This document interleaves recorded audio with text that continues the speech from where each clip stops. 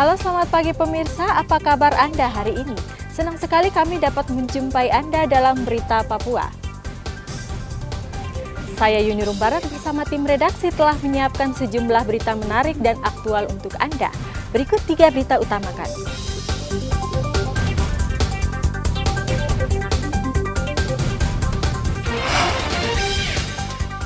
Tentara akan tindak tegas organisasi Papua Merdeka.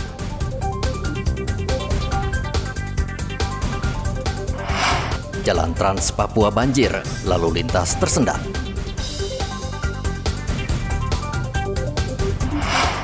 Perayaan kelulusan siswa di Merauke berlangsung aman.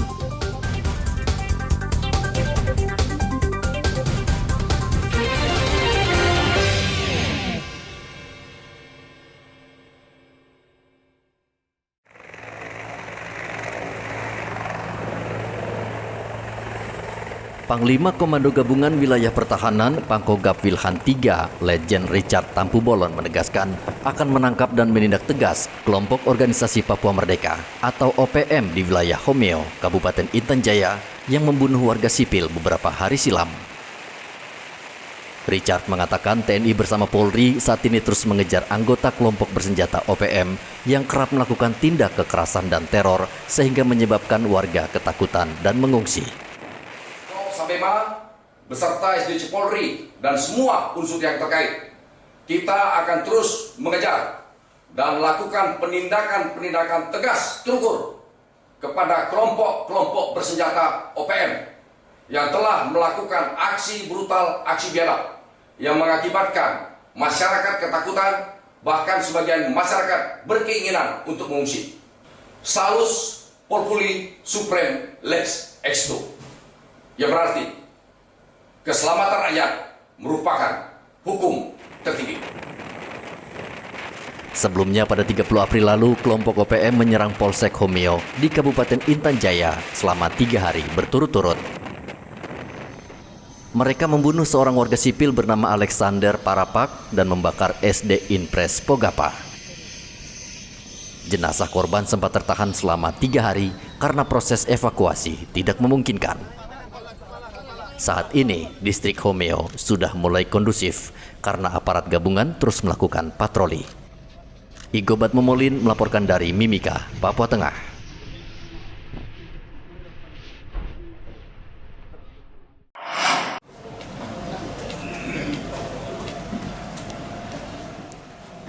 Pemerintah Provinsi Papua Selatan bersama Polda Papua di Jayapura menandatangani naskah perjanjian hibah daerah atau NPHD untuk mengamankan semua tahapan Pilkada serentak 27 November 2024. Pemprov Papua Selatan menganggarkan dana hibah yang bersumber dari APBD tahun 2024 sebesar 9 miliar rupiah untuk pengamanan Pilkada di Provinsi Papua Selatan. Asisten 1 Sekda Papua Selatan Agustinus Joko Guritno mengatakan dana hibah ini bertujuan agar Pilkada Papua Selatan berjalan aman, lancar, dan kondusif. Untuk itu pemerintah Provinsi Papua Selatan tetap ingin untuk bersinergi dan berkolaborasi dengan semua pihak. Acara penandatanganan naskah perjanjian hibah daerah diserahkan dalam 2 tahap. Yang mana yang pertama dari APBD itu telah kita siapkan sebesar 5 miliar rupiah, dan pada APBD perubahan nanti kita siapkan 4 miliar. Dengan demikian, pencairannya akan dilakukan dalam 2 tahap. Dan pada saat ini kita akan menandatangani perjanjian naskah hibah tersebut. Dan saya mewakili Bapak Gubernur untuk nanti setelah ini saya melaporkan kepada Bapak Gubernur bahwa administrasi awal sudah kita lakukan bersama dengan Bapak Kapolda dan seluruh jajaran Polda Papua. Paling penting nilai dukungan ini bagi kami Polri, kan kita bisa melakukan langkah-langkah awal dalam mempersiapkan cipta kondisi menuju pilkada. Ingat bahwa pilkada ini kan semua konsultasi ini kan bertarung di daerah, ini kan semua jago-jago kanan akan bertarung, yang tentunya konstelasinya akan lebih tinggi daripada pileg dan pilpres yang sudah kita lalui kemarin. Kalau kemarin masih ada goyangan, saya takut nanti ini akan bisa menjadi bakar-bakar dan berdarah. Sehingga harus kita sikapi dengan baik, langkah cipta kondisi dari dini, sehingga mudah-mudahan nanti pada saat pelaksanaan coblos itu bisa terkoordinasi oleh Polri. Gitu Besaran biayanya berapa? Kan masing-masing. Oh, masing-masing. Tentunya yang di selatan ini kan cuma khusus yang tadi Papua Selatan. Ya, kan 9 miliar. Oh, 9 miliar. Ya, kita tahap pertama 4 ya kalau 5, nanti tahap kedua 4. Tentunya kita tahu bahwa semua keuangan daerah ini kan masih dalam keadaan yang tidak normal, sehingga dia bertahap. Dalam pemilihan gubernur dan wakil gubernur Papua Selatan, pemerintah telah menganggarkan dana hibah sebesar 21 miliar rupiah untuk KPU, Bawaslu, dan pihak keamanan. Pemerintah daerah setempat juga menggandeng tokoh agama, tokoh adat, pemuda, dan tokoh masyarakat untuk memberikan pemahaman kepada masyarakat agar tetap menjaga situasi Kamtipmas selama proses pilkada berlangsung. Hendra melaporkan dari Kota Jayapura, Papua.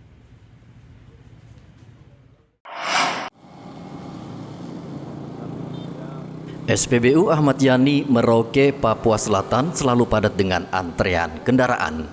Mayoritas kendaraan antre membeli Pertalite. Namun, banyak pula mobil mewah ikut antre membeli bahan bakar subsidi ini. Padahal, kendaraan mewah dengan kapasitas mesin lebih dari 1.500 cc seharusnya menggunakan Pertamax. Selain sesuai aturan, tingkat RON yang tinggi tentu akan lebih baik untuk kapasitas mesin dengan cc yang juga tinggi.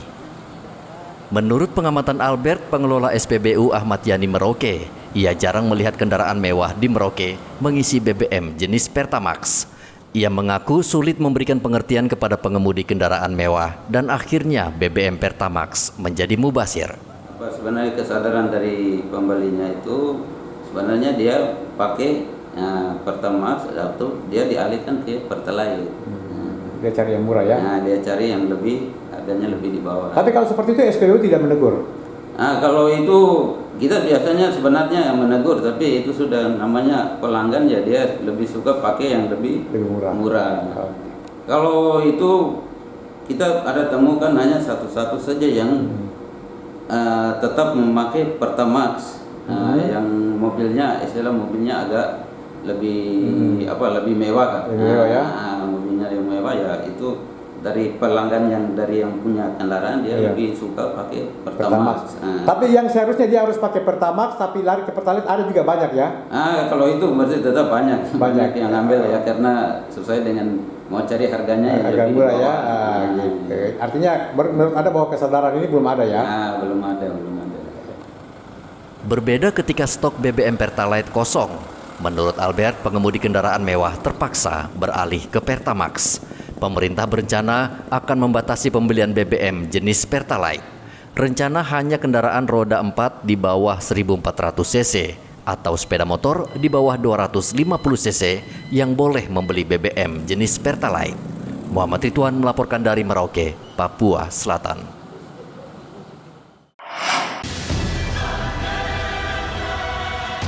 Lalu lintas Jalan Trans Papua yang menghubungkan Kabupaten Bovendigul dan Merauke, Provinsi Papua Selatan tersendat.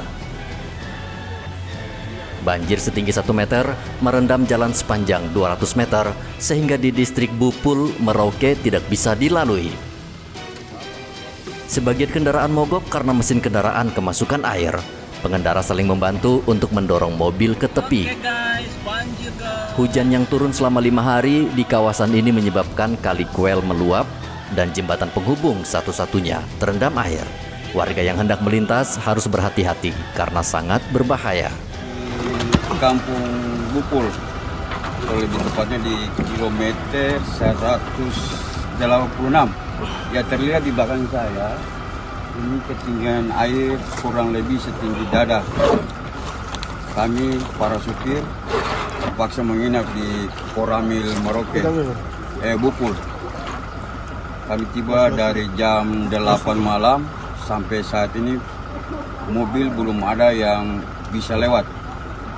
Informasi buat teman-teman, kalau bisa jangan beroperasi karena untuk saat ini air semakin tinggi. Kalau semalam air setinggi pinggang dan pada saat ini kurang lebih setinggi dada. Jadi informasinya sampai saat ini belum ada kendaraan yang melewati banjir yang ada di belakang saya ini. Panjang jalan Trans Papua Merauke-Bovendigul sekitar 420 km. Jalan Trans Papua itu tidak mulus sehingga waktu tempuh kedua kabupaten bisa dicapai dalam waktu 8 jam. Muhammad Ridwan melaporkan dari Merauke, Papua Selatan.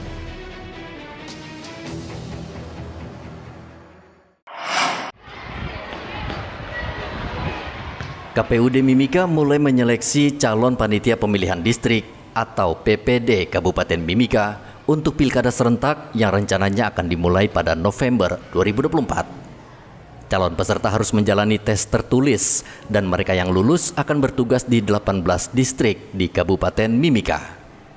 Minat warga untuk menjadi peserta PPD cukup tinggi. Menurut catatan KPUD, ada sekitar 700 pelamar di Kabupaten Mimika yang sudah lolos secara administrasi.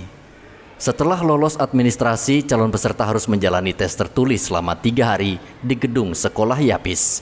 Mereka terbagi dalam beberapa gelombang, dan untuk gelombang pertama yang sedang menjalani tes tertulis sebanyak 200 orang. KPUD sangat selektif karena dari 700 orang calon peserta, hanya 90 yang diterima menjadi anggota PPD tingkat distrik.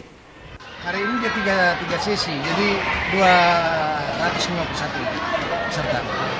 Kasih 90 orang, karena satu distrik kan 5 orang.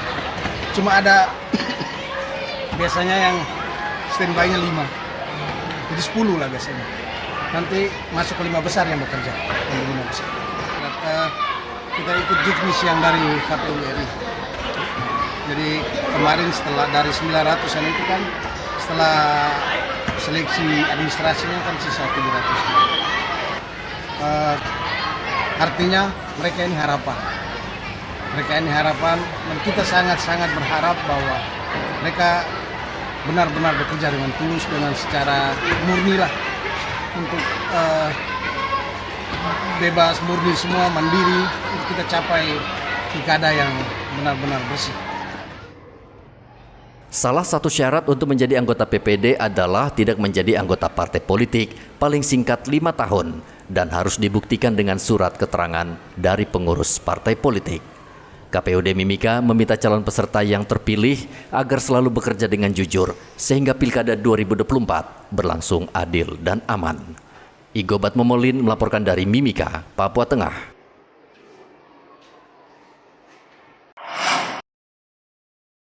Menjelang pilkada serentak pada November mendatang, suhu politik kerap kali memanas. Pemicunya adalah berita hoaks yang kerap beredar di media sosial. KPU sebagai penyelenggara berharap seluruh tahapan pilkada berjalan lancar dan aman, dan gesekan antar pendukung bisa ditekan seminimal mungkin. KPU berharap peran media dalam memberitakan informasi akurat serta ikut memerangi berita hoaks yang menyesatkan.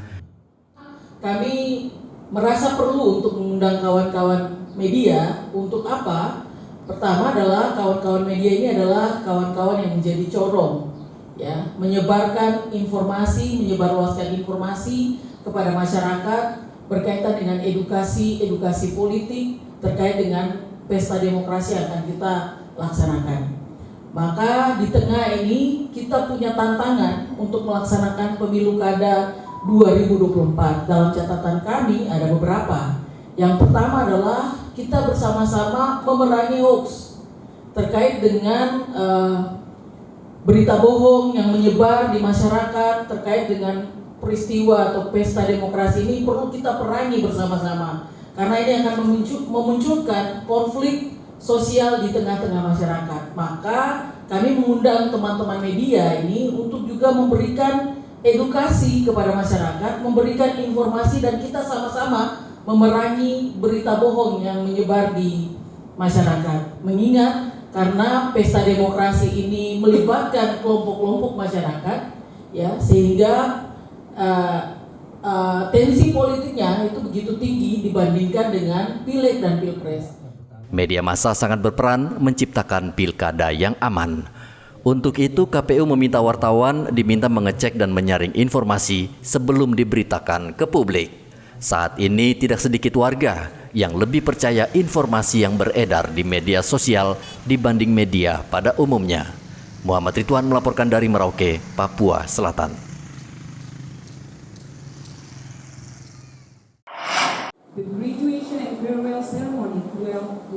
Siswa dan orang tua SMA Negeri 1 Merauke, Papua Selatan berkumpul di salah satu gedung di Merauke untuk mendengar pengumuman hasil ujian sekolah. 413 siswa yang ikut ujian dinyatakan lulus. Tri Sulastri, Wakil Kepala Sekolah SMA Negeri 1 Merauke mengatakan ada beberapa kriteria kelulusan sebagai syarat siswa bisa lulus tahun 2024 ini. Di antaranya tingkat kehadiran di sekolah atau absensi, termasuk nilai standar harus mencapai angka 70. Memutuskan, menetapkan, pertama, kriteria peserta didik yang dinyatakan lulus adalah 1. Menyelesaikan seluruh program pembelajaran.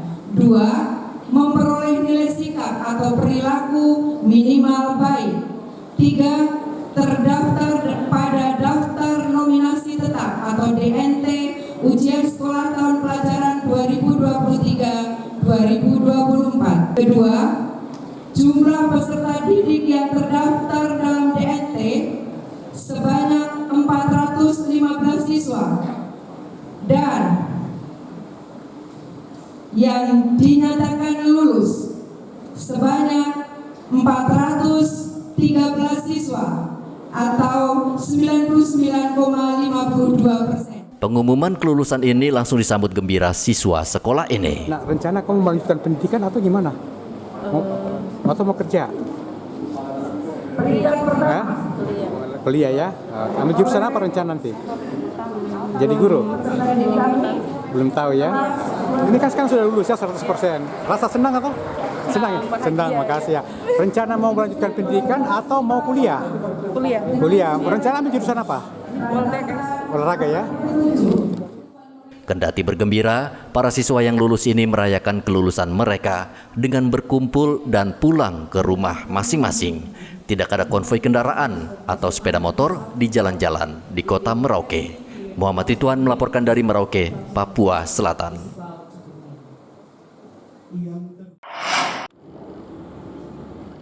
Sejumlah sekolah di Merauke, Papua Selatan, mulai dari taman kanak-kanak hingga SMA, sudah memberlakukan penerapan 5 hari sekolah, Senin hingga Jumat.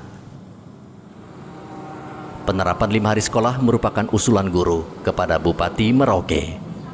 Permintaan kemarin dari Pak Luki Ditya dan teman-teman, saya diminta untuk buatkan kebijakan sekolah bisa cuma sampai dengan hari Jumat. Ya saya kasih, kalau minta saya kasih. Tapi saya itu bingung karena guru-guru bilang untuk sertifikasi harus minimal 1 minggu 24 jam mengajar. Begitu. Untuk 1 bulan. Tapi kalau kamu orang yang minta, ya saya ikut saja. Tapi jangan salahkan saya. Begitu. Itu yang saya lakukan. Jadi resmi saya beritahu sini, supaya orang tua murid semua dan juga para guru memahaminya dengan baik. Penerapan 5 hari sekolah belum diberlakukan di seluruh sekolah. Muhammad Ridwan melaporkan dari Merauke, Papua Selatan. Informasi tadi sekaligus menutup jumpa kita dalam Berita Papua hari ini. Saya Yunrum Barar bersama tim redaksi mengucapkan terima kasih atas perhatian Anda. Selamat pagi dan sampai jumpa. Wanyambe.